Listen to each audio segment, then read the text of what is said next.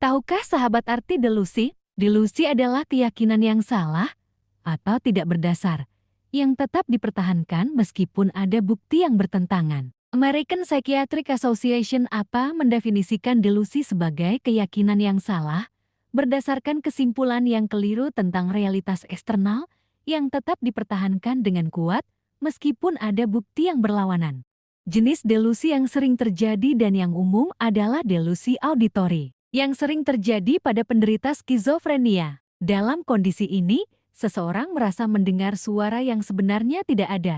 Misalnya, seseorang mungkin merasa menerima perintah dari penguasa alam raya untuk menjalankan misi tertentu, atau menulis kitab yang diyakini sebagai pesan dari sosok gaib tertentu. Delusi ini terkadang disertai dengan delusi optik, yaitu melihat sesuatu yang sebenarnya tidak ada dan hanya dapat dilihat olehnya. Penderita delusi seringkali dianggap gila ketika ia menceritakan pengalamannya kepada orang lain. Namun, dalam beberapa kasus, karena keterbatasan pengetahuan dan pemahaman ilmiah di zamannya, ada sebagian orang yang justru mempercayai cerita tersebut. Jika keyakinan ini menyebar dan diterima oleh sekelompok masyarakat hingga membentuk mitos, maka delusi tersebut dapat berkembang menjadi kepercayaan yang diwariskan secara turun-temurun. Fenomena ini juga memunculkan standar ganda dalam masyarakat. Mereka yang meyakini suatu mitos cenderung menganggapnya sebagai kebenaran mutlak, sementara cerita serupa yang tidak sesuai dengan kepercayaan mereka